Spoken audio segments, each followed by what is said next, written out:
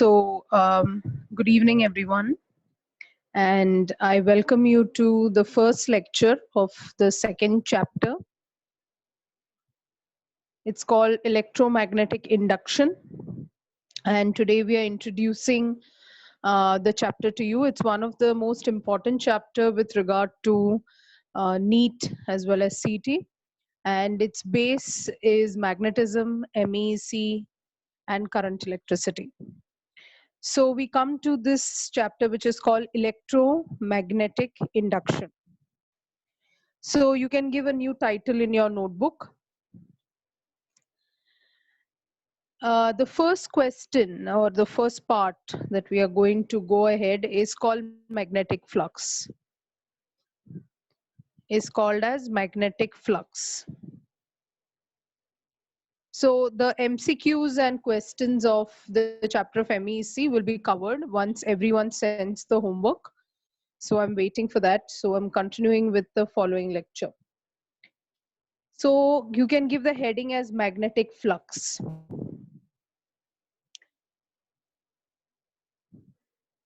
Now, what is magnetic flux?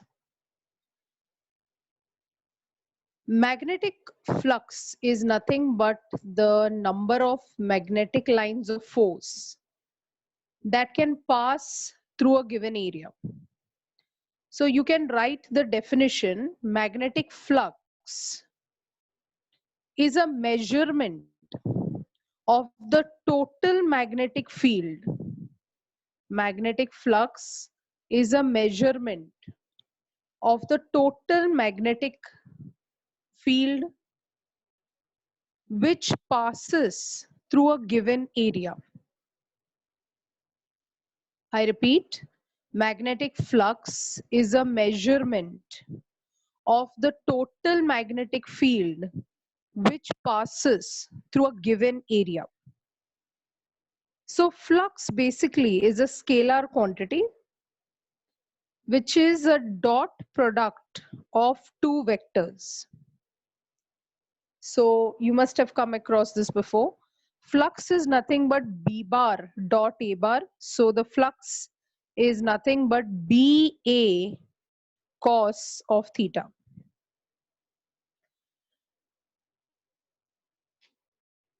So what is magnetic flux? It is a measurement of the total magnetic field which passes through a given area.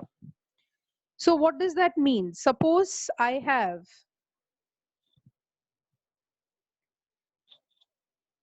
say this is the magnetic field. It's a uniform magnetic field. And I have a particular surface here. I've placed the surface like this. And so there'll be like, say, lines over here, lines over here. So I've just placed a particular surface in presence of a magnetic field. So how many lines of force? These are nothing but magnetic lines of force. So how many magnetic lines of force can pass through this area is known as magnetic flux. So it's a scalar quantity. It is a quantity. So it is not on the direction. It is how many of these lines are going to pass through this area.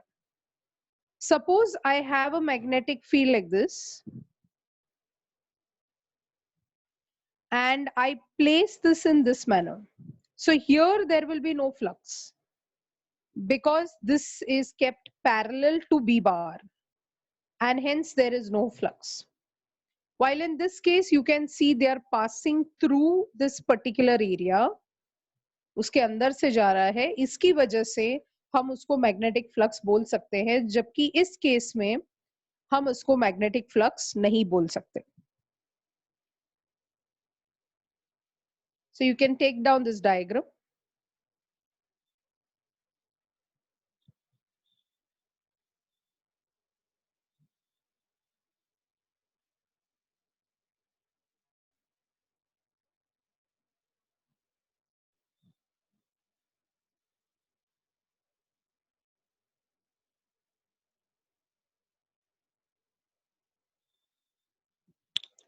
So now what are the factors on which magnetic flux depends upon?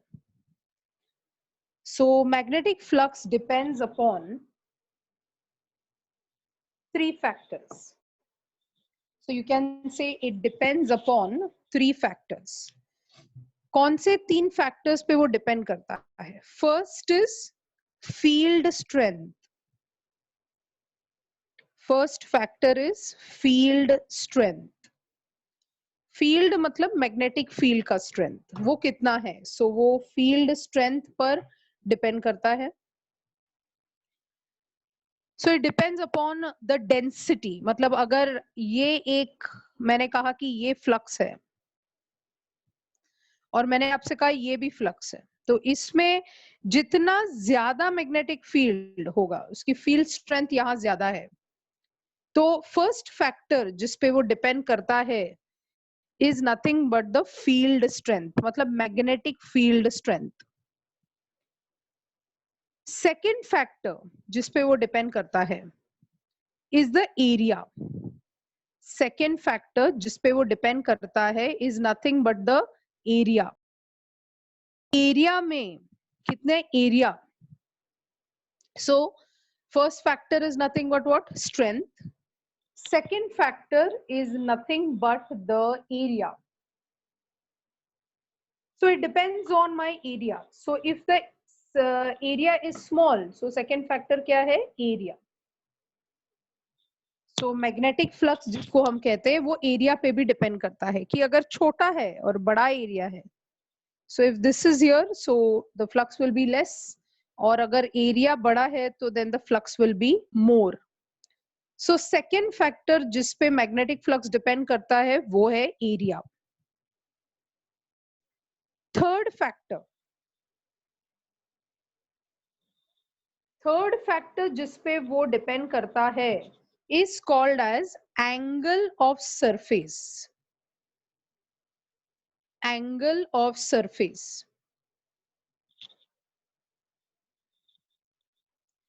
ये angle पे भी depend करेगा क्योंकि आप देख रहे हैं यहाँ पे थीटा आ रहा है, इसका मतलब है वो B और A के बीच के एंगल पे डिपेंड करेगा.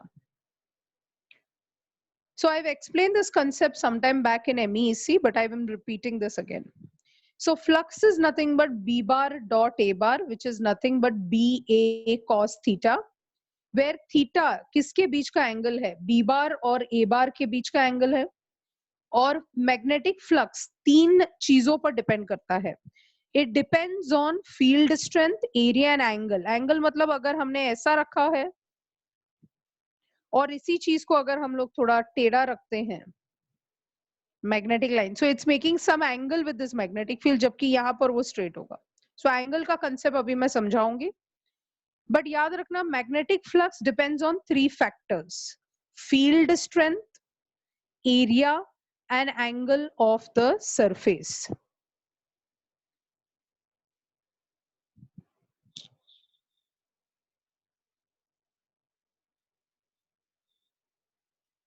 So let us come to case 1. तो हमारा मैग्नेटिक फ्लक्स का फॉर्मूला हमें पता चल गया है.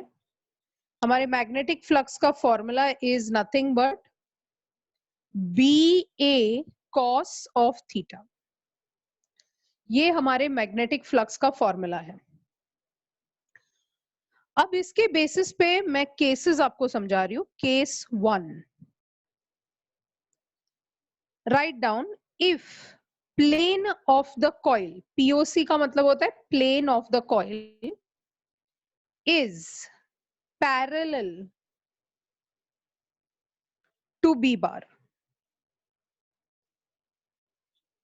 If the plane of the coil is parallel to B bar.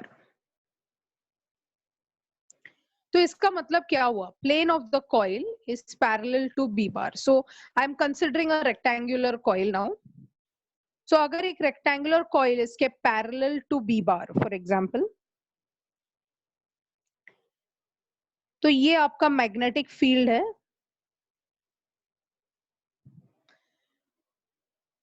Left to right आपका मैग्नेटिक फील्ड जा रहा है और मैंने ये सरफेस को कुछ ऐसा रखा हुआ है, मतलब ये पैरेलल है, ये प्लेन होता है, ये सरफेस का प्लेन होता है. अगर मैं आपको बोलूं ये डस्टर है तो ये उसका प्लेन है, दिस इज द प्लेन। सो इस प्लेन को मैंने ऐसे रखा हुआ है, मतलब ऐसे रखा हुआ है। सो अगर ये मेरा प्लेन है तो ये मेरा मैग्नेटिक फील्ड, समझा? ये दोनों कैसे हैं? पैरेलल। ओके, अगर मैंने ये ऐसा रखा तो ये परपेंडिकुलर, अगर ऐसे रखा तो ये पैरेलल है। तो ये मेरा प्लेन है और उसके पैरेलल में मैंने क्या रखा है? मैग्नेटिक फील्ड रखा है। तो ऐसा रखा हुआ है। अगर ऐसा रखा है मैंने तो इसका एरिया वेक्टर, इसका एरिया वेक्टर जो है वो ऐसा आ जाएगा यहाँ पे। ये एरिया वेक्टर होता है, मतलब ए बार कुछ ऐसे दिखेगा, right? We have done this concept before, so I am sure you are getting it. तो ए बार और बी बार क्या एंगल बना रहे हैं? 90 डिग्री, राइट? वर्ड हमने क्या यूज किया है? पैरेलल। प्लेन जब बी बार से पैरेलल होगा, प्लेन जब बी बार से पैरेलल होगा तो ए बार और बी बार के बीच का एंगल 90 होगा, मतलब theta is equal to 90 degree. इसका मतलब है cos 90 कितना होता है? 0। cos 90 0 होता है, मतलब यहां फ्लक्स हो जाएगा मिनिमम, मतलब 0 हो जाएगा, क्योंकि आप देख रहे हैं इस कॉइल के अंदर से कुछ नहीं जा रहा है। So if the plane of the coil is parallel to B bar, तो याद रखना कि यहाँ पे कोई फ्लक्स नहीं हो सकता, क्योंकि फ्लक्स के फॉर्मूला में जो एंगल कंसिडर किया जा रहा है वो एंगल ए बार और बी बार के बीच का एंगल है। Okay, I hope it is clear. If there is any doubt, you keep asking me in the chat section, so I will understand if there is any doubt. So if plane of the coil is parallel to B bar, तो A bar और B bar के बीच का angle क्या है? 90 degree. ध्यान देना इस chapter को, क्योंकि हम पैरेलल एमसीक्यूज करेंगे, एंड में नहीं करेंगे। जैसे जैसे एक टॉपिक होता जाएगा तो एमसीक्यूज उसके पैरेलल होगा, तो इसलिए ये चैप्टर को बहुत ही ज्यादा इंपॉर्टेंस दीजिए। तो ए बार और बी बार के बीच का एंगल क्या है? 90 डिग्री, और फ्लक्स जो है is 0। I repeat once again, I want all of you to pay attention and attend the electromagnetic induction lecture on a regular basis, because I cannot conduct it again. So I'm going to do parallel solving, मतलब जैसे एक topic complete होगा उसके पीछे मैं MCQ कराऊंगी, ठीक है? Because ये बहुत ही बड़ा चैप्टर है, it is one of the biggest chapters. EMI and AC circuits दोनों मिला के करीबन हमारे नंबर ऑफ आवर्स बहुत ज्यादा होंगे, अराउंड 15 to 18 आवर्स लगेगा, तो इसलिए हम इस चैप्टर को रिपीट नहीं कर सकते। तो I want all of you to concentrate on whatever I am teaching. So ये प्लेन ऑफ द कॉइल जब पैरेलल होगा तो प्लेन, इसको प्लेन कहते हैं, ये कॉइल का प्लेन होता है। तो ये जब प्लेन होता है और ये एरिया वेक्टर है, तो एरिया वेक्टर जो होता है is always perpendicular to the plane. जैसे छाते का हैंडल होता है, छाते आपने देखा रहेगा, छाते का हैंडल कैसा होता है? उस सरफेस से हमेशा 90 डिग्री पे रहेगा। सो याद रखना कि कोई भी सरफेस, मान लो ये बोर्ड है, तो बोर्ड का एरिया वेक्टर कैसे होगा? 90 degree. Are you understanding? So अगर मैंने ये सरफेस लिया और आपको पूछा इसका एरिया वेक्टर क्या है, तो ये भाई ये है इसका एरिया वेक्टर। अगर ये सरफेस का पूछा जो बाजू में है, तो उसका एरिया वेक्टर ऐसा होगा। ये सरफेस का पूछा तो एरिया वेक्टर ऐसा होगा। तो याद रखना एरिया वेक्टर हमेशा उस सरफेस से परपेंडिकुलर होता है। So let's come to case 2। अगर मैंने आपसे ये कहा case 2, if plane of the coil is perpendicular to B bar, तो केस 2 आप लिख सकते हैं। Case 2 is if plane of the coil is perpendicular to B bar। तो अगर परपेंडिकुलर है, वापस हम मैग्नेटिक फील्ड को ले रहे हैं, ये हमारा B बार है, और इस बार हम प्लेन को परपेंडिकुलर रख रहे हैं, that means we are keeping the surface something like this.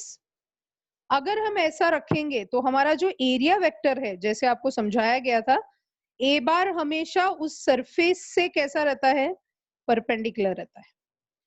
सो ए बार आपका इस तरफ दिखेगा, इसका मतलब है the angle between A bar and B bar क्या हो जाएगा? 0 हो जाएगा। the angle between A bar and B bar is 0 and therefore cos 0, flux का फॉर्मूला क्या है, बा cos थीटा, फ्लक्स का फॉर्मूला क्या है, बा cos थीटा, everyone together, बा cos theta, flux is ba cos theta, physics is life, you must love physics, only physics, flux is ba cos theta, ठीक है। तो थीटा क्या हो गया, 0 हो गया, अगर फ्लक्स 0 हो गया तो फ्लक्स मैक्सिमम हो जाएगा ओनली बा, बराबर है। तो ये जरूरी नहीं है कि it has to be only 0 और 90, बराबर है, कोई भी एंगल हो सकता है, हम एक्सट्रीम केसेस देख रहे हैं अभी।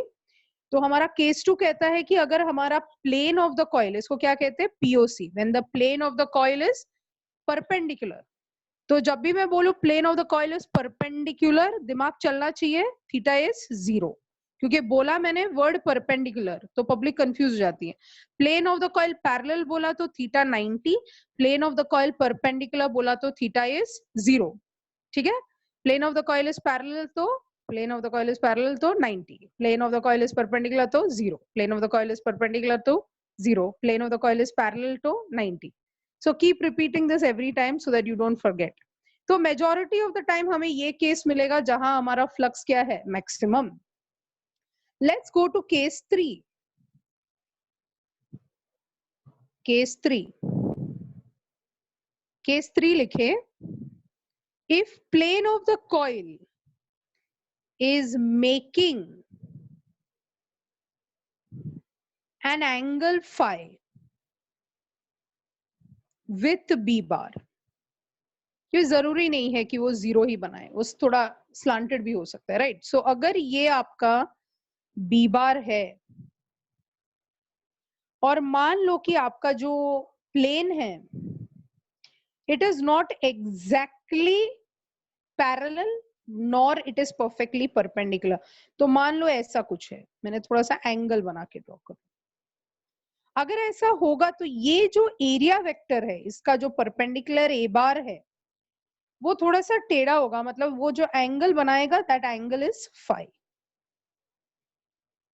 बराबर है। तो वो एंगल फाई है, या अगर आपको ये सरफेस से अगर वो प्लेन बी बार के साथ बना रहा है तो हम जो एंगल लेंगे दैट थीटा, पूरा एंगल क्या है, सरफेस के साथ, ए बार हमेशा इस सरफेस के साथ 90 बनाता है, ए बार जो है हमेशा इस सरफेस के साथ 90 बनाता है, बट वो थोड़ा सा बेंड हो जाता है with respect to B bar. तो जो एंगल आप कंसिडर करेंगे यहाँ पर, ये जो थीटा आप जो कंसिडर करेंगे, that theta should be 90 minus 5।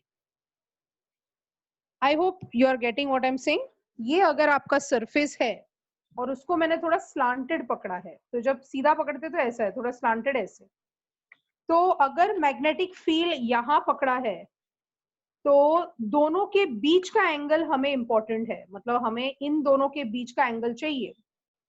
तो जो एंगल वो इसके साथ बनाएगा तो उधर से थीटा क्या आ जाएगा, 90 माइनस 5। तो याद रखना फ्लक्स यहां हो जाएगा B A cos of 90 minus 5। तो अगर वो कोई भी रैंडम एंगल बनाता है, मैंने आपसे कहा plane of the coil is making an angle of 30 degree with B bar, तो आप यहाँ क्या लेंगे, 60 लेंगे, क्योंकि 90 माइनस 30 हो रहा है। अगर मैंने कहा plane of the coil is making an angle of से 45 डिग्री, तो आप यहाँ क्या लेंगे, 90 माइनस 45। ओके, सो एंगल हमें, यानी कि ये हमारा जनरल फॉर्मूला जैसे हो गया, बा cos of 90 minus 5। So let us analyze all the 3 cases once again, ताकि आपको पूरा समझ में आए वापस एक और बार। तो अगर हमारा ऐसा है, मतलब हमने कैसा रखा है, पैरेलल टू मैग्नेटिक फील्ड, तो हमारा एरिया वेक्टर कैसे आ रहा है, ऐसे आ रहा है, बराबर। तो हम क्या एंगल ले रहे हैं, 90 डिग्री ले रहे हैं। अगर ये हमारा मैग्नेटिक फील्ड है और हमने ऐसा रखा हुआ है, तो ये ए बार हो गया, ए बार और बी बार क्या बना रहा है, 0 डिग्री, राइट। तो यहाँ पे फ्लक्स मैक्सिमम है, यहाँ पे फ्लक्स मिनिमम है। और जो थर्ड वाला केस है, थर्ड वाला जो केस है, यहाँ आपका मैग्नेटिक फील्ड है और ये अभी थोड़ा स्लांटेड है, मतलब the plane is not exactly straight, it is something like this. तो आपको कैसे समझना है इसको कि ये जो एरिया वेक्टर होगा वो इसके साथ जो है 90 डिग्री बनाता है, तो इन दोनों के बीच वो 90 - 5 बनाएगा। आप इसको समझे, ये आपका प्लेन है और ये आपका एरिया वेक्टर है, तो वो इसके साथ 90 बना रहा है, बट ए बार और बी बार के बीच का एंगल क्या हो रहा है, 90 - 5 हो जाएगा। क्लियर है? पूरा एंगल 90 है, बी बार ए बार के साथ जो एंगल बनाएगा दैट इज 90 - 5। तो केस 1 क्या था, plane of coil is parallel. जब प्लेन ऑफ कॉइल पैरेलल रहता है तो आप सोचो अपना फ्लक्स क्या है, B A cos of, parallel बोला ना तो 90 - 0 ही ले रहे हैं हम लोग। क्या ले रहे हैं, 90 - 0। So flux is nothing but B A 90 - 0 मतलब 90 होगा, बराबर है। आई रिपीट वंस अगेन, हमारा जनरल फॉर्मूला क्या है, B A cos of 90 minus the angle. तो अगर हमने ऐसा लिखा plane of the coil is parallel, तो आप सब्स्टिट्यूट करो हमारे फॉर्मूला में, क्या है, बी ए कॉस ऑफ 90 - 0, इसलिए वो 90 हो रहा है। जब हम plane of the coil is perpendicular बोल रहे हैं तो हमारा फ्लक्स क्या है, बी ए कॉस ऑफ 90 - 90, इसलिए वो क्या हो रहा है, मैक्सिमम हो रहा है। 90 माइनस 90 क्या हो गया, 0 हो गया। क्लियर है? I hope so. अगर हम पैरेलल वर्ड यूज करते हैं तो 5 के जगह पे 0 डालने का, अगर हम परपेंडिकुलर यूज कर रहे हैं तो 5 के जगह पे 90 डालने का। और अगर मैंने कहा कि plane of the coil 30 degree है, प्लेन ऑफ द कॉइल क्या बना रहा है, 30, तो फ्लक्स का फॉर्मूला हो जाएगा बी ए कॉस 60। ठीक है? अगर मैंने कहा plane of the coil is making 20 degree, तो फ्लक्स हो जाएगा बी ए कॉस 70। क्लियर है? कौन सा वर्ड आने पे 90 माइनस लेना है, कौन सा वर्ड है वो, प्लेन ऑफ द कॉइल। कौन सा वर्ड आने पर आपको वो 90 माइनस करना है, plane of the coil word आएगा तो ही आप 90 माइनस करेंगे। ठीक है? क्योंकि एंगल एक्चुअली किसके बीच है, बी और ए के बीच है। किसके बीच है, बी और ए के बीच। अगर मैंने आपसे कहा कि बी बार ए बार के साथ 30 बना रहा है, तो आप डायरेक्टली 30 लेंगे। क्लियर है? बट अगर मैंने प्लेन ऑफ द कॉइल 30 बना रहा है बोला आपसे, अगर प्लेन ऑफ द कॉइल 30 बना रहा है तो प्लेन ऑफ द कॉइल जब 30 बनाएगा तो फ्लक्स 60 लेना है। Clear? So whenever I tell you plane of the coil is making 30, तो आप क्या यूज करेंगे, 60, बराबर है। जब मैंने कहा कि ए बार और बी बार के बीच का एंगल 30 है तो 30 ही लेना है। सो इस तरीके से हमने फ्लक्स को समझा। तो फ्लक्स क्या है, बी ए। क्लियर है? दो ही वर्ड्स के बीच, क्योंकि एंगल किसके बीच है, बी और ए के बीच। अगर मैंने आपसे डायरेक्टली कहा कि बी और ए के बीच का एंगल 45 है तो आप 45 लेंगे। बट अगर मैंने कौन सा वर्ड यूज किया, प्लेन ऑफ द कॉइल, ये वर्ड आया जो बहुत बार आएगा एमसीक्यू में। अगर मैंने ये वर्ड यूज किया प्लेन ऑफ द कॉइल, तो समझ जाने का कि 90 माइनस करना है। ये ट्रिक होगा आपके लिए। ठीक है? तो जब भी plane of the coil is parallel तो एंगल हम 90 लेते हैं। Plane of the coil is perpendicular तो हम एंगल 0 ले रहे हैं। अगर plane of the coil is making 30 degree तो हम 60 डिग्री ले रहे हैं। बट अगर मैंने कहा कि बी जो है, plane of the coil word use नहीं किया, और मैंने आपसे कहा कि बी जो है एक के साथ 60 बना रहा है, तो आप 60 ही लेंगे। क्लियर है? क्योंकि वो डायरेक्ट दिया है, उसका मतलब है। ठीक है? अगर इनडायरेक्टली देना है तो वो वर्ड यूज करेंगे plane of the coil. I hope this is perfectly clear. ठीक है? अब हम यूनिट्स की तरफ जाते हैं। Units of flux, units of flux. Are you ready? Breathe in, breathe out. It will help you. Meditate every day for physics. So flux is equal to B into A. Let's check out what are the, मैं चाहती हूँ कि आप 6 units पढ़े। कितना unit? Only 6 units. एक unit पढ़ना है तो नॉर्मल बात है। एसडीसी का बच्चा 6 से 10 यूनिट पढ़ना चाहिए। So unit of flux. So let's come to the first unit. Can you guess what will be the first unit? B का यूनिट आपको सिखाया गया है। बी का पहला यूनिट क्या है? वेबर पर meter square into meter square, मतलब आपका पहला यूनिट होगा वेबर। तो दिमाग में रखे, पहला यूनिट होगा वेबर। आप सबको at the end of 6 units मुझे चैट पे टाइप करके दिखाना है, 6 बिना देखे। फर्स्ट वाला क्या है? वेबर। फर्स्ट वाला क्या है? वेबर। वेबर पर मीटर स्क्वायर किसका है? बी का, मैग्नेटिक इंडक्शन का। इसका क्या है? वेबर। यस। दूसरा यूनिट क्या रहेगा? तो वेबर लिख दिया सबने, आई होप। सेकेंड यूनिट क्या रहेगा? बी का दूसरा यूनिट है टेस्ला, तो दूसरा यूनिट हो जाएगा टेस्ला मीटर स्क्वायर। दूसरा यूनिट हो जाएगा टेस्ला मीटर स्क्वायर। हो गया? तो सेकेंड क्या है? Tesla metre square. फर्स्ट वाला क्या था? वेबर। सेकेंड वाला क्या है? Tesla metre square. अब थर्ड वाला किसी को याद है? बी का तीसरा यूनिट क्या है? तीसरा यूनिट क्या होगा? अगर आपको याद है, एफ इज इक्वल बिल था, bill. F is equal bill, तो बी हो जाएगा एफ अपॉन इल। अगर भूल गए ना कभी भी, तो F is equal B I L याद रखने का, याद है? तो बी क्या होता है? एफ अपॉन आई एल, बराबर है? तो एफ क्या होता है? न्यूटन। आई क्या होता है? एम्पियर। लेंथ क्या होता है? मीटर। तो क्या है तीसरा यूनिट? न्यूटन पर एम्पियर मीटर। तो डाल दो इधर, न्यूटन पर एम्पियर मीटर इनटू एरिया क्या है? Meter square. तो तीसरा यूनिट आ गया, क्या है तीसरा यूनिट? न्यूटन मीटर पर एम्पियर। आ गया? तो तीसरा यूनिट आ गया न्यूटन मीटर पर एम्पियर। पहला वाला क्या था? वेबर। सेकेंड वाला क्या था? Tesla metre square. थर्ड वाला क्या है? न्यूटन मीटर पर एम्पियर। न्यूटन मीटर पर एम्पियर रोज सुबह उठ के बोलना है, weber, tesla metre square, newton metre पर एम्पियर। कोई मुझे बताएगा न्यूटन मीटर क्या है? न्यूटन इंटू मीटर क्या है?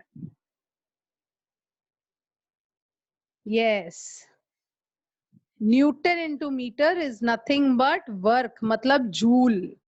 क्या हो गया? जूल। यानी कि हमारा चौथा आएगा यूनिट, चौथा यूनिट। हारना नहीं है, इसलिए सब जगह पे अभी क्या है? न्यूटन मीटर पर एम्पियर को क्या लिख सकते हैं? जूल पर एम्पियर। तो चौथा यूनिट आ गया। हम फ्लक्स के यूनिट को ही देख रहे हैं। पहला वाला तो क्या था? वेबर। सेकेंड वाला क्या था? Tesla metre square. थर्ड वाला क्या था? न्यूटन मीटर पर एम्पियर। ठीक है, न्यूटन मीटर पर एम्पियर। अभी न्यूटन मीटर क्या हो गया? जूल पर एम्पियर। चौथा यूनिट आ गया। अभी पांचवा देखो कैसे लिख सकते हैं। एम्पियर क्या होता है? एम्पियर होता है कूलम पर सेकेंड। एम्पियर होता है कूलम पर सेकेंड, तो इसको ऊपर लेके जा रही हूं, तो ये हो गया जूल सेकेंड पर कूलम। जूल सेकेंड पर कूलम। जूल से आप अपना यूनिट्स नहीं डिराइव करें, कुछ लोग अपने यूनिट्स यहाँ डिराइव करके मुझे भेज रहे हैं। Please follow the physics rules, okay? तो पहला वाला है वेबर, सेकेंड वाला है टेस्ला मीटर स्क्वायर, थर्ड वाला है न्यूटन मीटर पर एम्पियर, नेक्स्ट वाला है जूल पर एम्पियर, नेक्स्ट वाला क्या हो? जूल सेकेंड पर कूलम। अब the last one, can anybody tell me what is joule पर कूलम? व्हाट इज जूल पर कूलम? किसी ने मुझे अभी लिख के भेजा है कि जूल सेकेंड पावर होता है। My dear, rate at which work is done is power. Joule पर सेकेंड व्हाट होता है? अब ये जूल पर कूलम क्या है? सोचो फटाफट, जूल पर कूलम क्या है? व्हाट इज जूल पर कूलम?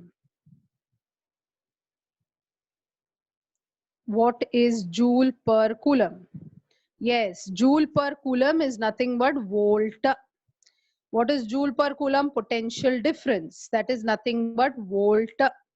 बराबर है? तो यानी कि हमारा लास्ट यूनिट क्या हो गया? Volt second. Volt second. तो 6 यूनिट्स आ गए दिमाग में। 6 यूनिट्स बार बार बोलना है। फ्लक्स का फॉर्मूला क्या है? बा कॉस थीटा। फ्लक्स का फॉर्मूला क्या है? बा कॉस थीटा। फ्लक्स का फॉर्मूला क्या है? बा कॉस थीटा। तो फ्लक्स इज नथिंग बट बा कॉस थीटा। और व्हाट आर आर यूनिट्स? हमारा पहला यूनिट क्या हो गया? वेबर। सबको साथ में लिख रही हूँ। पहला वाला है वेबर, सेकेंड वाला क्या है? What is the second one? Tesla metre square. Third वाला क्या है, न्यूटन मीटर पर एम्पियर। फोर्थ वाला क्या है, जूल पर एम्पियर। फिफ्थ वाला क्या है, जूल सेकेंड पर कूलम। और लास्ट वाला क्या है, वोल्ट सेकेंड। आई रिपीट, पहला वाला weber, second tesla metre square, third newton metre पर एम्पियर, फोर्थ जूल पर एम्पियर। न्यूटन को जब मीटर मिलता है तो जूल बनता है, न्यूटन को जब मीटर मिलता है तो जूल बनता है, जूल पर एम्पियर। एम्पियर क्या होता है, कूलम पर सेकेंड, तो ये हो गया जूल सेकेंड पर कूलम। और लास्ट वाला क्या है, volt second. Do not forget, this is very very very very important, इससे हमारा बहुत काम होगा। तो एक बार बिना देखे ट्राई करें, खुद से लास्ट पेज पे ट्राई करें, लास्ट पेज पे ट्राई करें, कर लो, लाइफ में अच्छा ही होगा।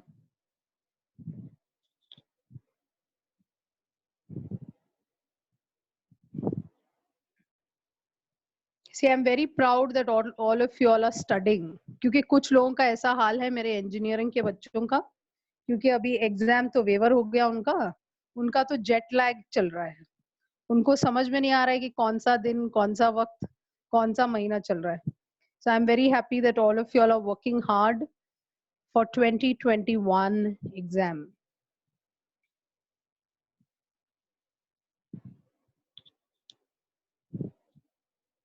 जूम का लेक्चर अटेंड करेंगे तो एक ही घंटा बैठना पड़ेगा, खुद से पढ़ाई करेंगे तो कभी कंप्लीट नहीं होगा, एक वीडियो लेके 5 घंटा बैठेंगे तो भी कंप्लीट नहीं होगा।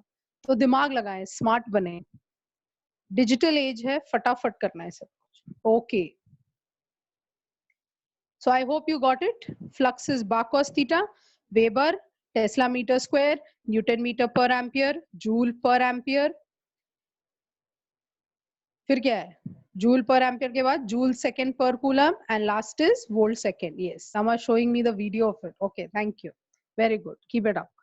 सो now let's move on to the next part. Okay okay fine, चलो।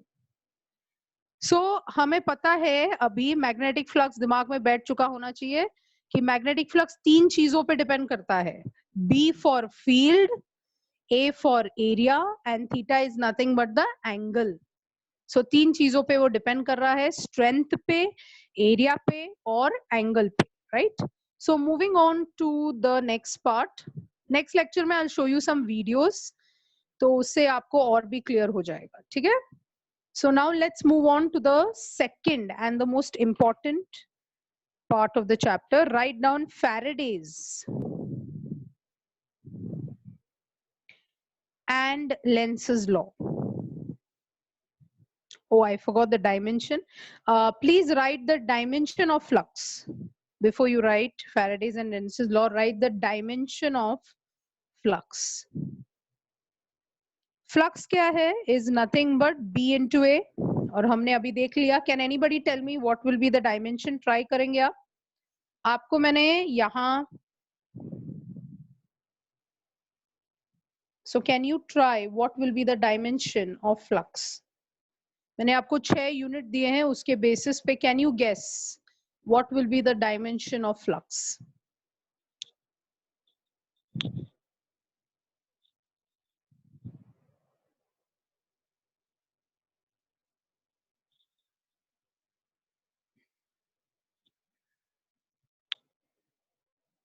Yes, so Jatin, Deepak, Sejal,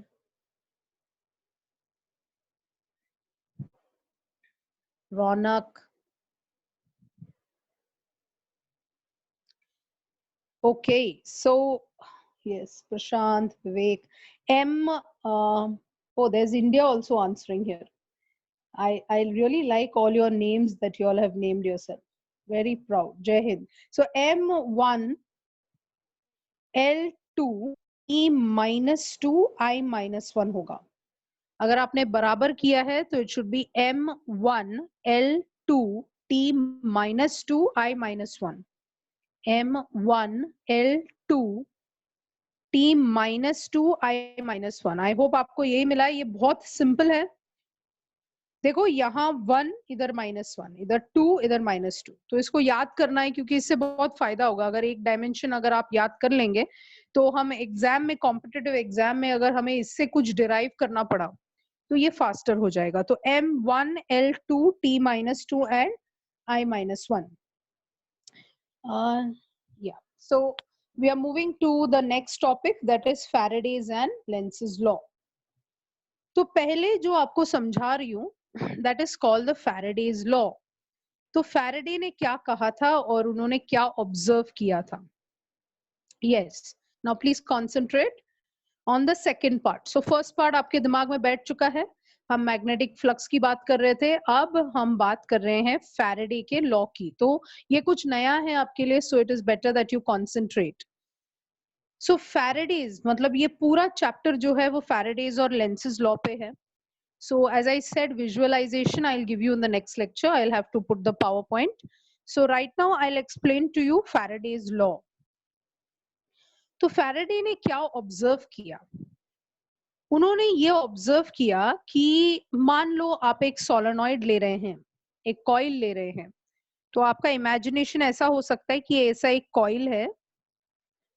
so a coil is taken और ये कॉइल को हमने एक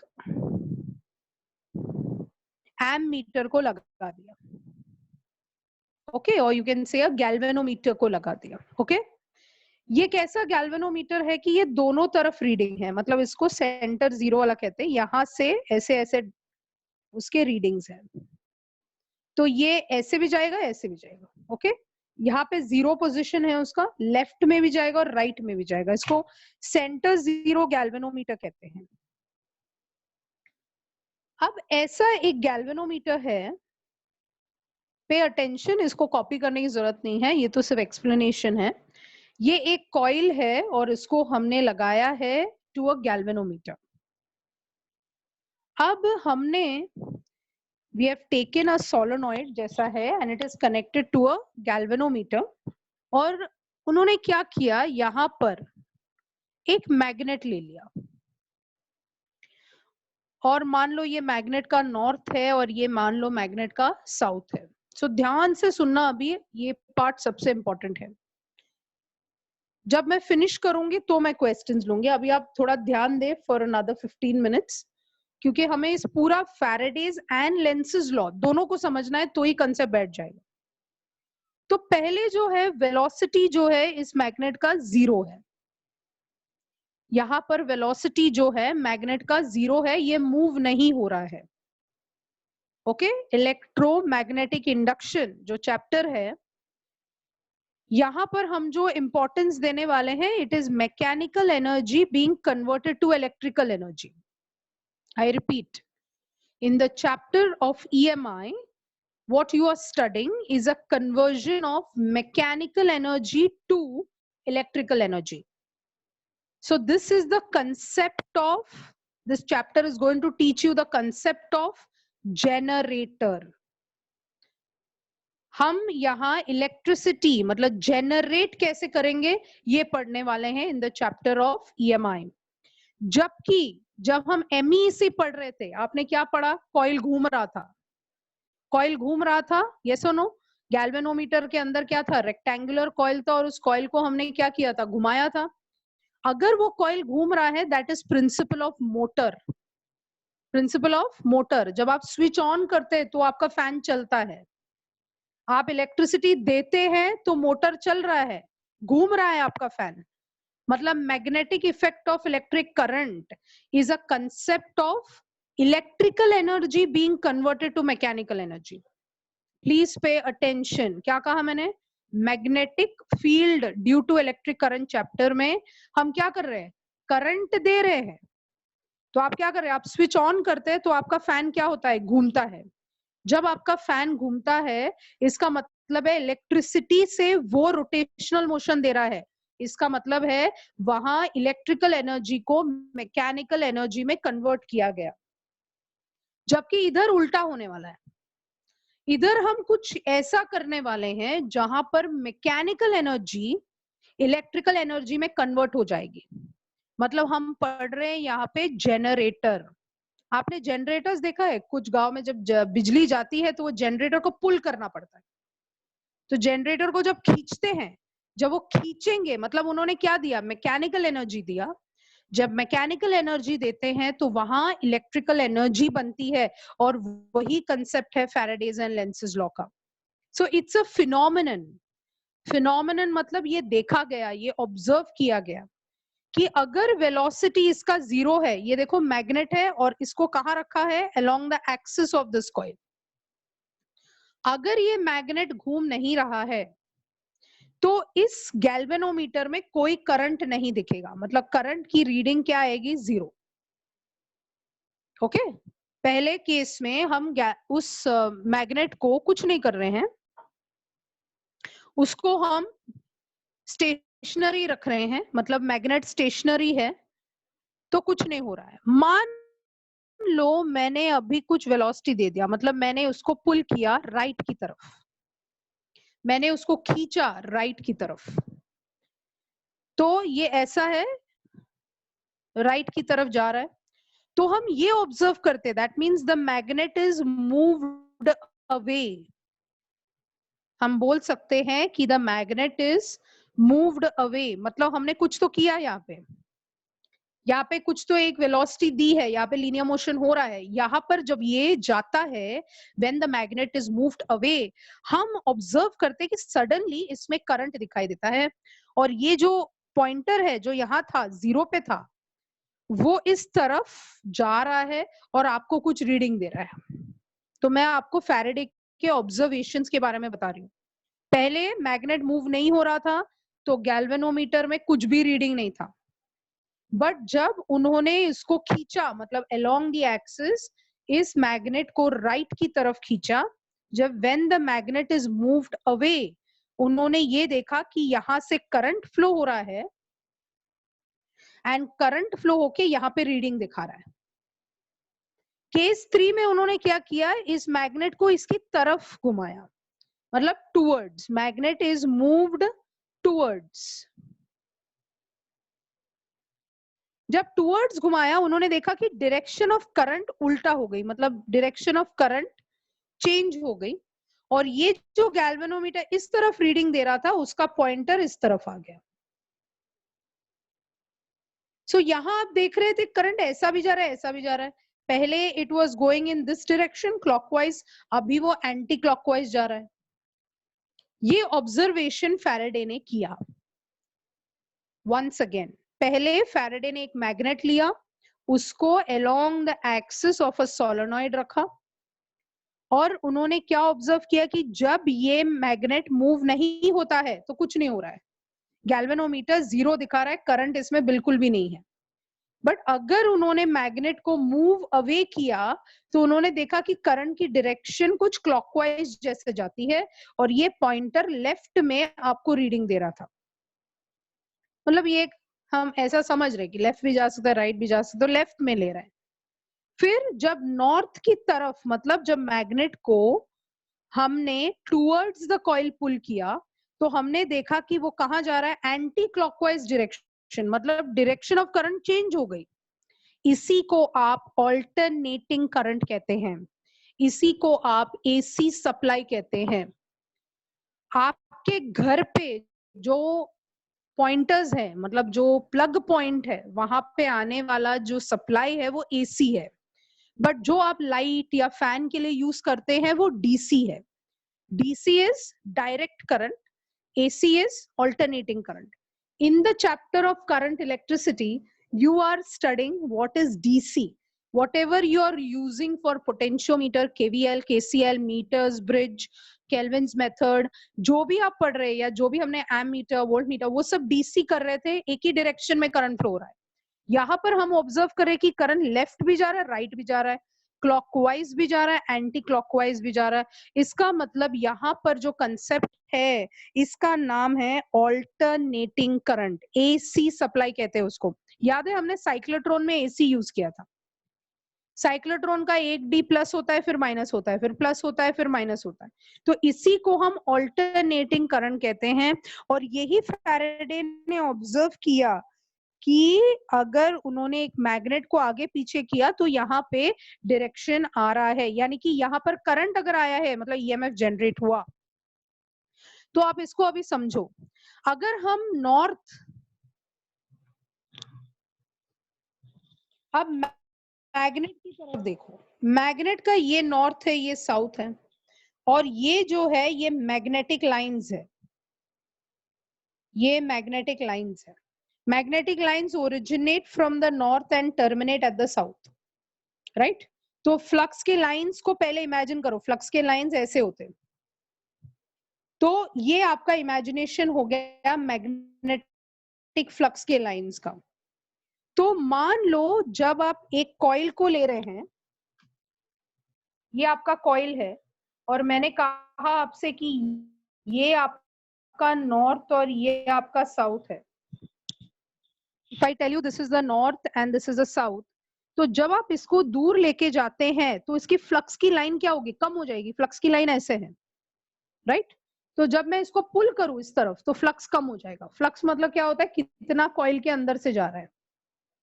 तो जब मैं इसको खींचू तो फ्लक्स कम हो जाएगी, जब मैं इसको पास में लाऊं तो फ्लक्स बढ़ जाएगा। खींचू, फ्लक्स कम हो जाएगी, वापस पास लाओ, फ्लक्स बढ़ जाएगा, वापस खींचू, कम हो जाएगी, वापस। You understand what's happening. तो फैराडे ने घर पे बैठ के यही किया। जब वो ऐसा कर रहे थे तो उन्होंने देखा कि भाई ये जो वायर है गर्म हो गया है। गर्म मतलब उससे करंट पास हो रहा है, हीट डेसिपेट हो रहा है। इसका मतलब इसमें करंट कभी क्लॉकवाइज दिख रहा है तो कभी एंटी क्लॉकवाइज दिख रहा है। जब खींच के लेके जा रहे थे तभी क्लॉकवाइज था, जब पास लेके आ रहे हैं तब उन्होंने देखा कि डायरेक्शन ऑफ करंट चेंज हो गई।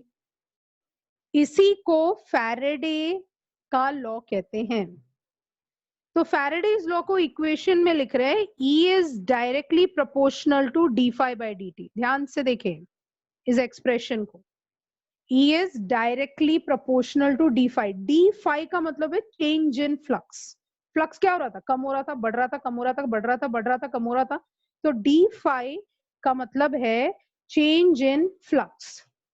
डी टी का मतलब है टाइम, कितने टाइम में ये हो रहा है। फास्ट किया तो डी टी कम, स्लो किया तो डी टी ज्यादा। और ई क्या होता है, ई का मतलब होता है ईएमएफ, इलेक्ट्रोमोटिव फोर्स। करंट है ना, करंट है, इसका मतलब है ईएमएफ आएगा तो ही करंट आएगा। तो कितना करंट उसमें फ्लो होगा आपको ऑलरेडी पता है कि V is equal I R. अगर ईएमएफ ज्यादा है तो करंट भी ज्यादा होगा, राइट। तो E को हम IR भी लिख सकते हैं, E को हम क्या लिख सकते हैं, IR भी लिख सकते हैं।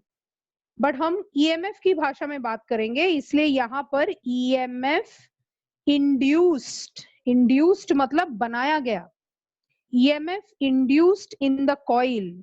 और ये कॉइल में ईएमएफ इंड्यूस होने की वजह से वहां पर क्या फ्लो हो रहा है, करंट।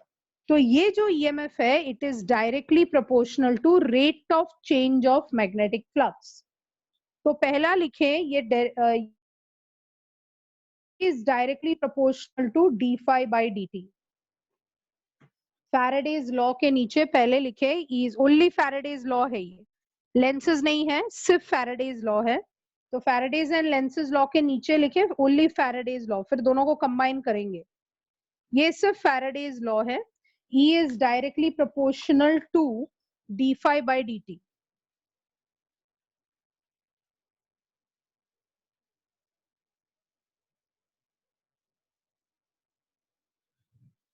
उसके नीचे लिखे, जहां पर आपने ये फॉर्मूला लिखा है उसके नीचे लिखे, on the basis of experimental evidences, on the basis of experimental evidences,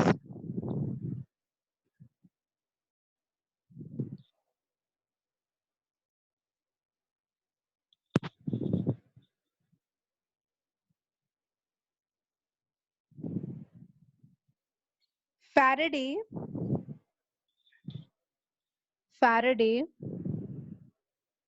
proposed two laws.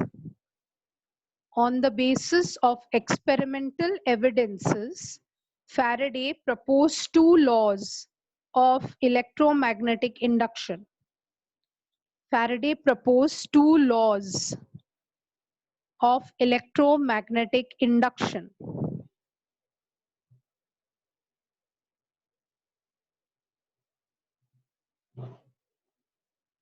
Next heading दो फर्स्ट लॉ, ऐसा लिखो फर्स्ट लॉ। फर्स्ट लॉ के नीचे लिखो first law, whenever there is a change of magnetic flux, whenever there is a change of magnetic flux in a closed circuit, whenever there is a change of magnetic flux in a closed circuit, an EMF is induced in the circuit. Whenever there is a change of magnetic flux in a closed circuit, an EMF is produced. An EMF is produced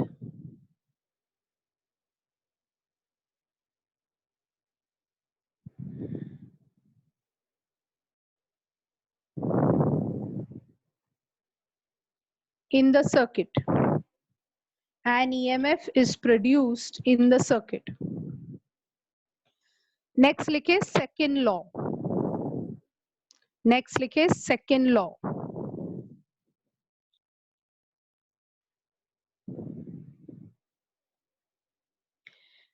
The magnitude of induced EMF, the magnitude of induced EMF produced in the circuit, the magnitude of induced EMF produced in the circuit is directly proportional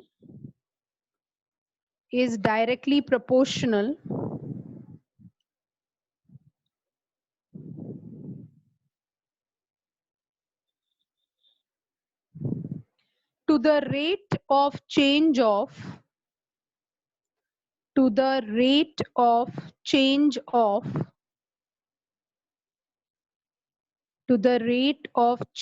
of magnetic flux, to the rate of change of magnetic flux linked with the circuit, to the rate of change of magnetic flux linked with the circuit.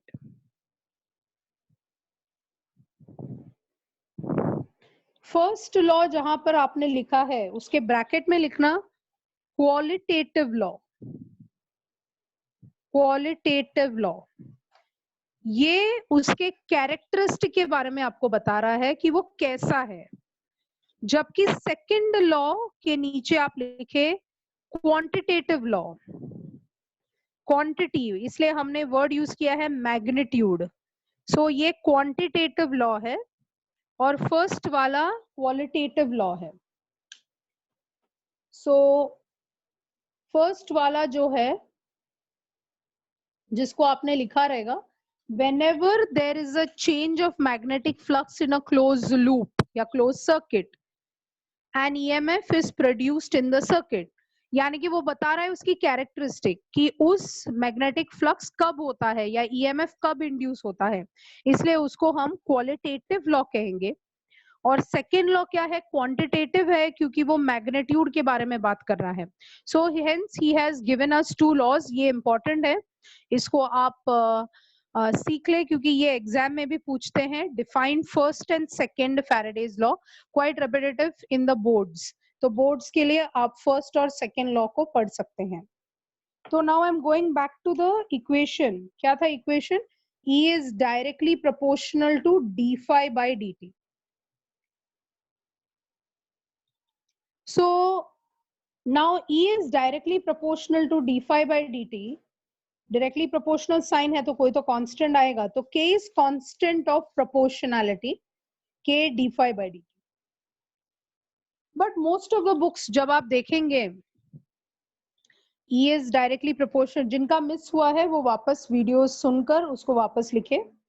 E is equal to k d phi by dt. अब ये जो k है, can you imagine k क्या है? E into d t upon d phi. अभी मैं देखती हूँ कि कौन ध्यान दे रहा था, अभी पता चलेगा. अभी देखो भाई, सिस्टम ऑफ यूनिट्स, अगर हम यूनिट्स के बारे में बात करें तो आप देखेंगे बहुत सारे बुक्स में ना ये k नहीं होता है, मतलब वन यहाँ पे गायब है. वो ये जो k है उसको लिया नहीं गया है. So by the system of units आप मुझे बताएं E का यूनिट क्या है? E EMF है. EMF का यूनिट क्या होता है? वोल्ट, बराबर. dt मतलब टाइम होता है, इसका यूनिट क्या है? सेकेंड. कोई आप में से बता सकता है कि फ्लक्स का कौन सा यूनिट लो? फ्लक्स के मैंने आपको 6 यूनिट बताए, तो ये जो डी फाई है इसका क्या लो? यस, जो मैंने लास्ट बताया. लास्ट वाला क्या था? लास्ट वाला था वोल्ट सेकेंड. लास्ट वाला क्या था? Volt second. Very good. तो ये अगर E वोल्ट के लिए है, dt जो है वो सेकेंड है, ये क्या हो गया? Volt second. तो k क्या हो गया? 1 हो गया बाय सिस्टम ऑफ यूनिट्स. इसकी वजह से याद रखना, वो हमेशा ऐसा लिखते हैं E is d phi by dt. Clear है ये बात? I hope this is clear.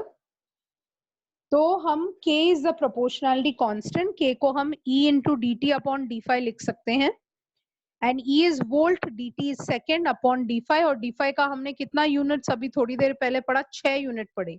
Weber, tesla metre square, newton metre पर एम्पियर, जूल पर एम्पियर, जूल सेकेंड पर कूलम एंड वोल्ट सेकेंड. तो हम जो लास्ट वाला ले रहे थे वोल्ट सेकेंड, वो इसलिए आपको पढ़ाया गया ताकि यहाँ पर आपका कंसेप्ट क्लियर हो जाए. क्लियर है अभी? So E is nothing but d phi by D t. इसको बॉक्स में रखे. This is Faraday's law.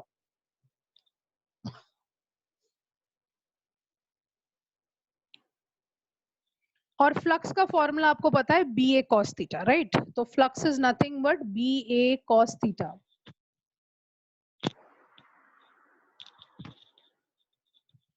You write the stupid doubts later. Read this again last. You can send me chat. So on the screen they're all chat or stupid chat. So close.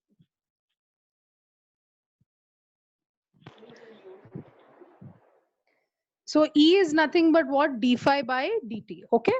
A small point before I move on to Lenz's law, which is very important. ये जो flux मैंने आपको पढ़ाया था, flux क्या था formula? Flux is B A cos theta, right? जिसको मैंने वेक्टोरली कैसे लिखा था? Flux is equal to B bar dot A bar. क्योंकि अभी देखो D phi by D T आया, मतलब हर जगह पे फ्लक्स का फॉर्मूला आने वाला है.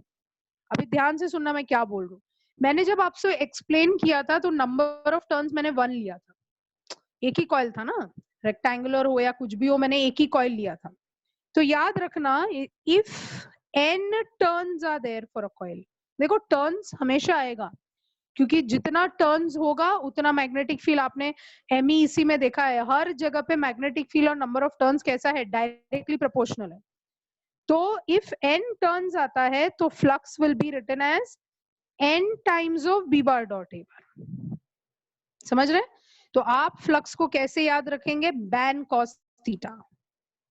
फ्लक्स को आप याद रखें बैन कॉस थीटा. तो अगर नंबर ऑफ टर्न्स दिया है तो नंबर ऑफ टर्न्स भी कंसिडर करना पड़ेगा. तो इसको नोट में लिख के रखें. If there are n number of turns, then flux should be taken as ban cos theta.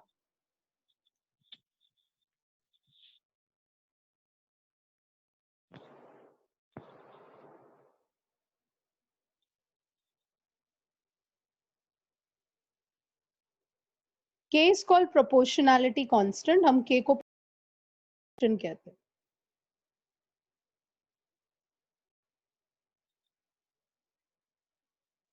So flux is nothing but ban cos theta. Flux is nothing but ban cos theta. Flux is scalar. Flux is a scalar quantity which tells us how much number of lines are passing through a given area. ठीक है? Moving on. अब आएगा lenses law. अब क्या हुआ? अभी Faraday's and Lenz's law combine होने वाला है. तो when you right Faraday's and Lenz's law, so they always write E is minus d phi by dt. they always write E is minus d phi by dt. Now pay attention. अब ये minus sign आपको आ रहा है, minus. Physics में the negative means opposition, oppose कर रहा है कुछ तो, राइट. सो अपोज जब आता है तब हम कौन से साइन यूज करते हैं, माइनस. तो हम इस माइनस साइन को समझ नहीं. सो लेंसेज के कुछ एक्सपेरिमेंट्स हैं, उसके बेसिस पे लेंस ने कहा फैराडे से कि यहाँ नेगेटिव आएगा आपके ये एक्सप्रेशन में. That's why this is known as Faraday's and Lenz's law. So we are going to understand today कि ये नेगेटिव क्या है, फैराडेज एंड लेंसेज लॉ. ये आपको ध्यान देना पड़ेगा, बुक में नहीं है तो आप प्लीज ध्यान दें. Pay attention. Faraday's and Lenz's law. Right now do not conclude. अभी आप पढ़ रहे हैं तो आप ज्यादा इसके बारे में नहीं सोचे. I will do the applications of this. So right now try to understand the concept and then we can go ahead with what we need to know. So Faraday's and Lenz's law, E is minus d phi by dt को समझने की कोशिश करेंगे.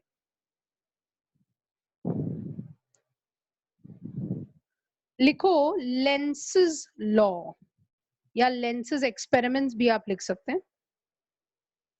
So I am just writing it as lenses experiments ताकि वो negative कैसे आता है आपको समझना है अभी. I hope you're ready. Another 15 minutes and then we'll be done with the lecture. So we have to understand lenses experiment. Pay attention to lenses experiment.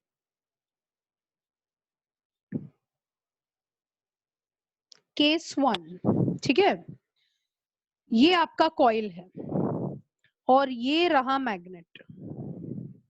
ये मैग्नेट का नॉर्थ है और ये मैग्नेट का साउथ है.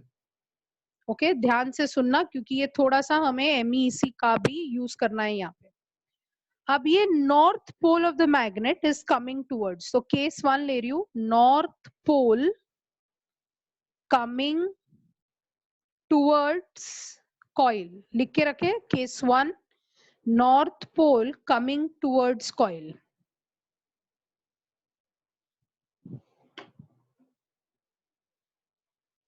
North pole coming towards coil और ये आपका मैग्नेट का एक्सिस है.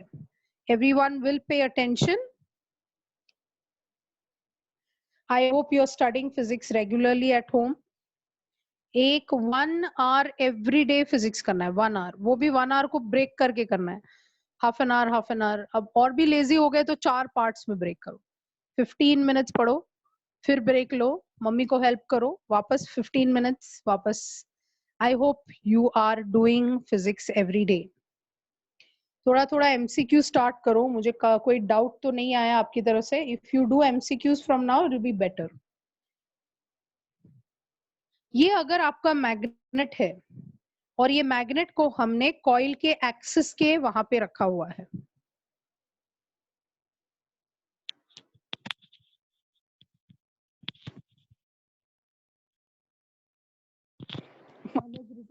माँ को हेल्प करने जाते माँ पहाड़ उठा लेती. So if I have kept a magnet along the axis, pay attention, if I have kept a magnet along the axis of this coil और ये नॉर्थ पोल आ रहा है, ओके इट्स कमिंग टूवर्ड्स. तो ध्यान देना क्या होगा. लेट अस अज्यूम कि यहाँ पर 5 लाइंस है, मतलब 1 ये फ्लक्स के लाइंस अज्यूम कर रही हूँ, 2 3 4 एंड 5 ये फ्लक्स के 5 लाइन है. ये सिर्फ आपके समझने के लिए है. It'll have large number of lines, but यहाँ पे हम 5 लाइंस ले रहे हैं. तो अभी यहाँ फ्लक्स क्या होता है, कॉइल के अंदर से कितना जा रहा है, 3 1 2 3 बराबर. अब हम इस नॉर्थ को और क्या लिखा गया, towards the coil. So I am going to pull it towards the coil. तो देखो टूवर्ड्स आ गया तो ये फ्लक्स के लाइंस कैसे दिखेंगे. टूवर्ड्स आ गया मतलब ये नॉर्थ पोल जो है it has come very much towards the coil. इसका मतलब है ये जो फ्लक्स के लाइन है 1 2 3 4 और 5 फ्लक्स बढ़ गया. प्योर इमेजिनेशन है, राइट. अगर यहाँ पे था तो इसके कुछ फ्लक्स के लाइंस बाहर भी जा सकते हैं। जैसे मैंने नॉर्थ पोल को कॉइल की तरफ पुल किया तो नंबर ऑफ फ्लक्स के लाइंस क्या हो गए, 1 2 3 4 5। पहले कितना था, सिर्फ 3 ही था। अब यहाँ पे क्या हो गया, फ्लक्स बढ़ रहा है, क्योंकि आप जानते हैं कि फ्लक्स के लाइंस कैसे जाते हैं, north to south, north to south, north to south, right. तो यहाँ पर जब ये थोड़ा दूर था तो कितने लाइंस हैं, 3, अभी कितना हो गया, 5।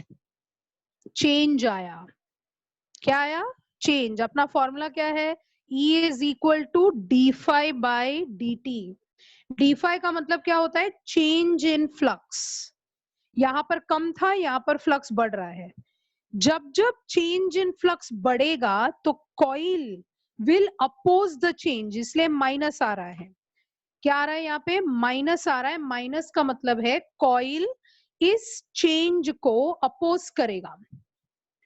कॉइल क्या करेगा, इस चेंज को अपोज करेगा। अब अपोज कैसे करेगा, पहले कितना था, 1 2 3, अभी कितना है, 1 2 3 4 5, राइट।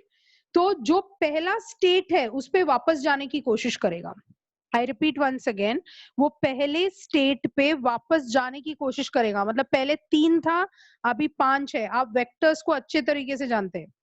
अगर मुझे 5 को 3 बनाना है तो मुझे यहां से 2 फ्लक्स क्या करने पड़ेंगे, ऑपोजिट डायरेक्शन में काटने पड़ेंगे, राइट। यहाँ पे कितना था, 1 2 3, ये क्या है, मैग्नेटिक लाइन है। और मैग्नेटिक लाइन कैसा क्वांटिटी है, वेक्टर है। और यहाँ पे कितना हो गया, 1 2 3 4 5, राइट। तो यहाँ पे फ्लक्स क्या हो गया है, बढ़ रहा है। तो वो क्या करेगा, अपोज करेगा। अपोज करने के लिए वो पिछले पहले स्टेट की तरफ जाने की कोशिश करेगा। तो इधर अगर 5 है तो वापस क्या चाहिए, 3। तो ये क्या करेगा, बाहर अपोजिंग डालेगा। अपोजिंग मतलब बाहर की तरफ मैग्नेटिक फील्ड भेजना है। अभी हाथ पकड़ो, अगर मैग्नेटिक फील्ड बाहर की तरफ आना चाहिए तो आपका direction of current anti clockwise जाएगा।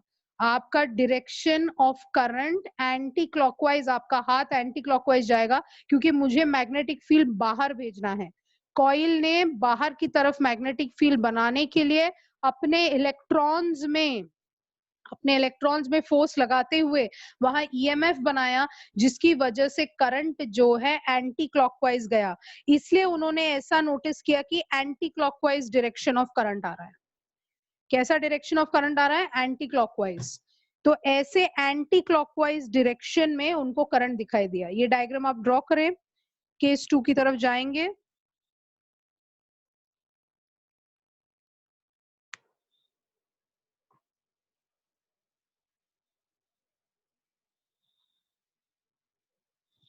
यस, 4 केसेस है बेटा। तो केस 1 को ड्रॉ करें, जब आप चारों देखेंगे तो आपको क्लियर हो जाएगा।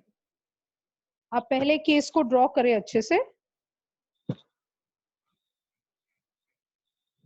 मैं 2 करूंगी और 2 आप मुझे नेक्स्ट टाइम बताएंगे। आप ड्रॉ करके मुझे नेक्स्ट टाइम 2 बताएंगे। मैं आपको आज 2 बताने वाली हूँ, 2 केसेस बताऊंगी। राइट हैंड थंब रूल लगाया गया है, जो लास्ट टाइम हमने magnetic fields due to electric current में पढ़ा है।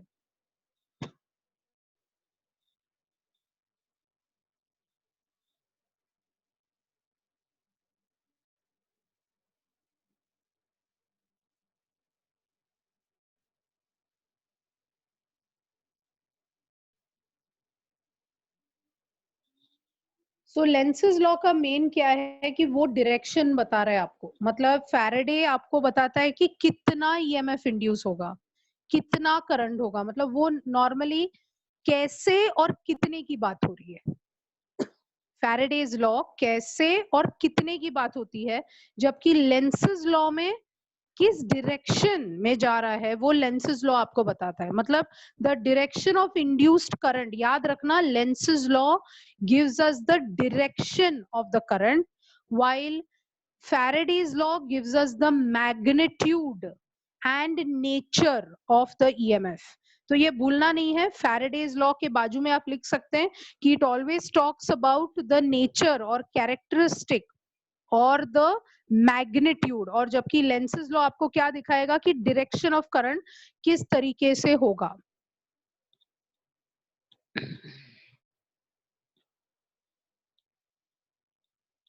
So ये case 1. I hope it is drawn. Can I change? आप केस 2 को समझे. लिखे केस 2. North pole is going away. North pole is going away from the coil. Is going away from the coil. North pole is going away from the coil लिखे. अब ध्यान से देखना, गोइंग अवे लिखा है मतलब अभी आपने जो ड्रॉ किया, यानी कि नॉर्थ पोल पहले यहाँ है, अब वो जा रहा है, यानी कि आप कर क्या रहे हैं, अब ऐसे ऐसे करने वाले हैं ना. फैराडे ने कभी लाया फिर दूर, कभी दूर कभी पास, तो ये अभी पास में है, तो इसके अंदर कितना है 1 2 3 4 5. ठीक है, आप पास में है, अभी मुझे इसको दूर लेके जाना है, मतलब ये जब दूर जाएगा, तो आप ध्यान दो, जब ये दूर जाएगा तो इसके जो मैग्नेटिक लाइंस है कम हो जाएगा. पहले पास में था, अब ये दूर जा रहा है, मतलब मान लो ये लाइंस, तो पहले कितना था 5 था अंदर. फ्लक्स क्या है, पहले ज्यादा था, अब I am shifting it away, मतलब लास्ट टाइम मैं टूवर्ड्स ला रही थी, इस बार it is going away from the coil. और अगर ये दूर जा रहा है, ध्यान दे, प्लीज ध्यान दे, प्लीज पे अटेंशन. एमसीक्यू के बारे में हम बाद में बात करेंगे, please pay attention for lenses law. तो यहाँ पर मैग्नेटिक फ्लक्स ज्यादा है, और फिर यहाँ आप देखेंगे कि फ्लक्स क्या हो गया, मैं इसको खींच रही हूँ, जब मैं खींचूंगी तो फ्लक्स के लाइन क्या हो गए, कम हो गए. फॉर्मूला क्या है, E is minus d phi by D t. इसका मतलब है जो भी चेंज होगा फ्लक्स में, उसको कॉइल क्या करेगा, माइनस मतलब अपोज करेगा. तो अभी कितना है, यानी कि वो प्रीवियस स्टेज में जाने की कोशिश करेगा. तो यहाँ पे कितना है 1 2 3, पहले कितना था 1 2 3 4 5. ध्यान से सुने, ये सबसे इजी वे ऑफ अंडरस्टैंडिंग है. पहले क्या है 1, बाद में कितना आ रहा है 1 2 3, पहले कितना था 1 2 3 4 5. तो मुझे वो 5 बनाना है, मतलब मुझे अंदर ऐड करना पड़ेगा 2 और. इस बार मुझे अंदर ऐड करना पड़ेगा क्योंकि फ्लक्स कम हो गई, तो उसको बढ़ाना है. माइनस मतलब अपोज. अपोज का मतलब है जो भी हो रहा है उसका उल्टा सोचना है. यहाँ पर फ्लक्स जो है पहले 5 था, फिर 3 हो गया, तो उसको प्रीवियस स्टेट अपोज करेगा, वो इस चेंज को अपोज करेगा. 5 से 3 कैसे हुआ भाई, अपोज करो उसको. तो अंदर अभी इस बार आप अपने थंब को राइट में डालें, तो आपका करंट क्लॉकवाइज जाएगा. आपका करंट क्लॉकवाइज जाएगा. पहले कैसा था, आप बाहर की तरफ डाल रहे थे तो एंटी क्लॉकवाइज था. इस बार क्या हो रहा है, क्लॉकवाइज. इस बार कैसे जा रहा है, क्लॉकवाइज. सो इसका मतलब है आपने सिर्फ एक मैग्नेट के जरिए से, मैग्नेट को पहले लाया, फिर उसको दूर लेके गए, फिर लाया और फिर दूर लेके गए. और क्या आपने किया, आपने ऑल्टरनेटिंग करंट बनाई, क्योंकि पहले वो कैसे जा रहा था, एंटी क्लॉकवाइज, और अभी कैसे जा रहा है, क्लॉकवाइज. क्योंकि आप अंदर की तरफ अगर थंब को पकड़ेंगे तो डायरेक्शन ऑफ कर्ल फिंगर्स कैसे जा रहा है, क्लॉकवाइज. यानी कि आप डायरेक्शन ऑफ करंट ड्रॉ करें क्लॉकवाइज. Please draw case 2.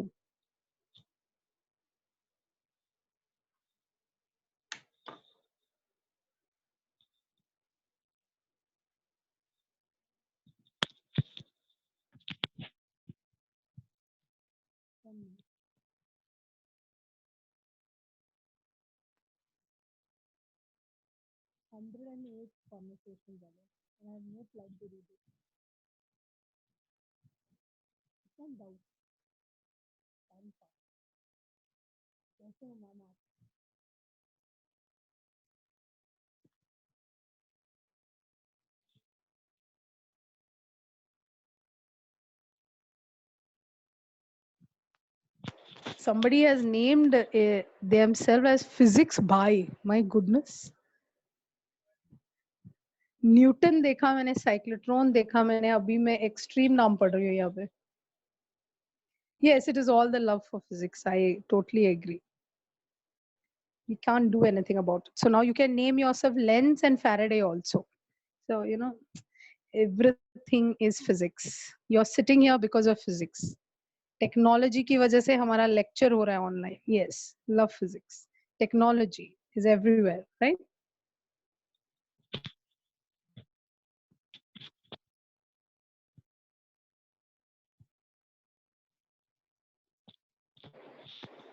कुछ लोग मुझे बता रहे फिजिक्स भाई का असली नाम नयन खरबरी, कौन है ये? अच्छा, सो लेट्स गो बैक। तो केस 2 में जब हमारा नॉर्थ पोल कैसे जा रहा है, अवे जा रहा है, तो आपको क्या मिल रहा है, क्लॉकवाइज। तो इसको एक मतलब किसी को ऐसे एकदम शॉर्ट में ड्रॉ करना है तो हम ऐसे ड्रॉ करते हैं, नॉर्थ आया, नॉर्थ गया। ओके, तो नॉर्थ आया तो एंटी क्लॉकवाइज, मतलब अगर ऐसे ड्रॉ करते हैं, नॉर्थ आया मतलब नॉर्थ आएगा, तो ये कॉइल क्या कर रहा है, ध्यान से सुनना, क्या है formula, E is minus d phi by D t को समझने की कोशिश करें। जब north pole of the magnet coil की तरफ आता है तो कॉइल नॉर्थ बनकर, मतलब वो जो फेस ऑफ द कॉइल होता है वो नॉर्थ बनकर उसको धक्का दे रहा है, अपोज। नॉर्थ जब आ रहा है तो ये face of the coil north बनकर उसको क्या कर रहा है, अपोज कर रहा है, मतलब रिपेल कर रहा है, यानी कि वहां पे उसकी अपोजिशन दिख रही है।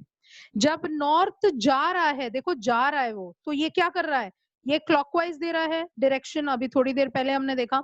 जब नॉर्थ जा रहा है तो ये face of the coil south बनकर उसको अट्रैक्ट कर रहा है।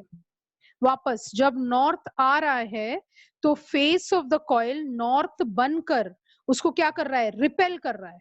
सी ऑपोजिशन दिख रहा है आपको, जब नॉर्थ आ रहा है तो वो नॉर्थ बनकर क्या कर रहा है, रिपेल कर रहा है, और जब नॉर्थ जा रहा है तो वो साउथ बनकर उसको क्या कर रहा है, अट्रैक्ट, क्योंकि उसको करना ही वैसा है, ई is minus d phi by D T. तो इस इक्वेशन की तरफ ध्यान दे, ईएमएफ कॉइल तब डालता है जब वो चेंज ऑफ फ्लक्स को अपोज करता है। ईएमएफ कॉइल तब डालता है जब वो चेंज ऑफ फ्लक्स को अपोज करता है।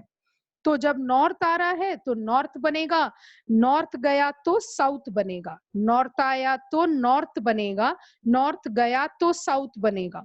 तो कोई मुझे बता सकता है कि अगर नॉर्थ के बदले साउथ होता, ये आपका होमवर्क है, आपको मुझे बताना है। तो ये इतना लिख के रखे पहले, फिर मैं आपको बताती हूँ कि आपका होमवर्क क्या रहेगा। आप इतना लिख के रखे, नॉर्थ आया तो वो नॉर्थ बनकर रिपेल करेगा, और नॉर्थ गया तो वो साउथ बनकर उसको अट्रैक्ट करेगा। तो इस तरीके से आपको यहाँ ऑल्टरनेटिंग करंट दिख रहा है। ऑल्टरनेटिंग मतलब कभी एंटी क्लॉकवाइज तो कभी क्लॉकवाइज, कभी एंटी क्लॉकवाइज तो कभी क्लॉकवाइज। ड्रॉ किया।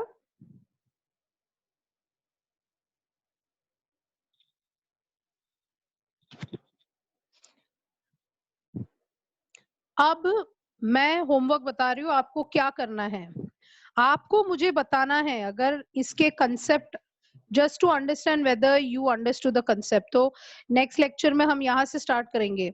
अगर कॉइल ड्रॉ करो, सब लोग कॉइल ड्रॉ करो, होमवर्क लिखो वहां पे, कॉइल ड्रॉ करो। अगर south pole of the magnet है and south pole is coming towards, and case 4 south pole is going away, तो आपको मुझे बताना है कि इस कॉइल में डायरेक्शन ऑफ करंट क्या होगी। आपको मुझे बताना है डायरेक्शन ऑफ करंट यहाँ क्या होगी और डायरेक्शन ऑफ करंट यहाँ क्या होगी। बहुत ही सिंपल है, आप थोड़ा सोच के रखें। जब नॉर्थ यहाँ था और जब नॉर्थ आ रहा था तो कॉइल क्या कर रहा था, नॉर्थ बनकर उसको धक्का दे रहा था। जब नॉर्थ यहाँ था और नॉर्थ जा रहा था तो वो क्लॉकवाइज बन के उसको अट्रैक्ट कर रहा था। तो यहाँ पर आप गेस कर सकते हैं कि साउथ आया तो यहाँ पे क्या करंट फ्लो होना चाहिए, उसकी डायरेक्शन क्या होनी चाहिए। और सेकेंड केस में जब साउथ जा रहा है तो यहाँ पे डायरेक्शन क्या होनी चाहिए। Can you guess, can you tell me कि जब साउथ आ रहा है तो यहाँ पे क्या होगा और साउथ गया तो यहाँ क्या होगा। आपको ड्रॉ करके तो दिखाना ही है, बट ट्रिक मेथड जो सेकंड पार्ट में मैंने बताया उसके हिसाब से यहाँ क्या आना चाहिए। साउथ आया तो पहले क्या आएगा, साउथ आया तो ये क्या करेगा, साउथ बनाएगा इधर की नॉर्थ बनाएगा,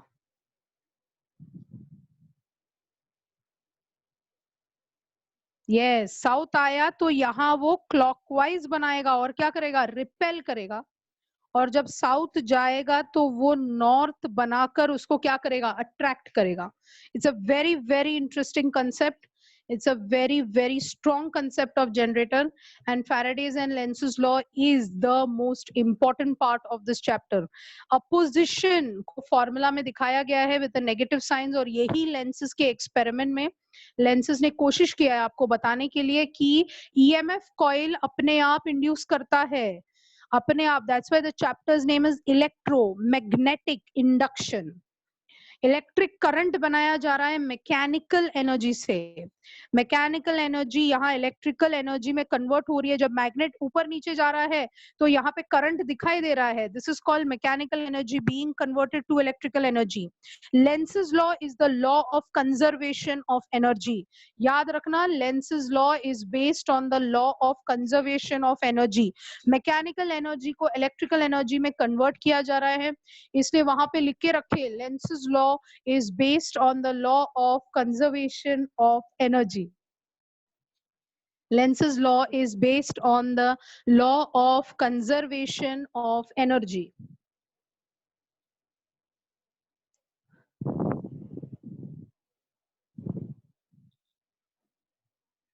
ये हमारे टेक्स्ट बुक के पेज नंबर 275 और 276 में आपको मिलेगा. Government text book page number 275 and 276 of the text book. तो आपको ये तो समझ में आया कि साउथ आया तो या क्या बनेगा, साउथ बनेगा. साउथ गया तो नॉर्थ बनेगा.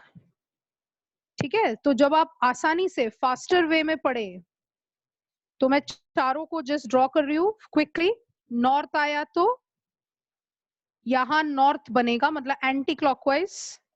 नॉर्थ गया तो यहाँ साउथ बनेगा. साउथ आया तो यहाँ साउथ बनेगा, और साउथ गया तो यहाँ नॉर्थ बनेगा. तो ये भूलना नहीं है, ये चारों केसेस कभी नहीं भूलना है. नॉर्थ आया तो एंटी क्लॉकवाइज, नॉर्थ गया तो क्लॉकवाइज, साउथ आया तो क्लॉकवाइज, और साउथ गया तो एंटी क्लॉकवाइज. इसको अच्छे से रिवाइज करें. नेक्स्ट लेक्चर में मैं क्या करने वाली हूँ कि I will show you some animations regarding Faraday's and Lenz's law. उसको मिस नहीं करें. और फॉलोइंग हम एमसीक्यूज करेंगे फ्लक्स और फैराडेज एंड लेंसेज लॉ. मतलब हम लोग क्या करने वाले हैं, हर लेक्चर के पीछे पैरेलली हम एमसीक्यूज को कंप्लीट करेंगे. वो 12th वाले, नीट वाले एज वेल एज सीटी वाले, तीनों उसको फॉलो करेंगे. सिंपल एमसीक्यूज होगा जो आपके लिए बहुत ही अच्छा होगा. ठीक है, so that is it for today. Stay safe, good night, okay, take care, bye bye, love physics.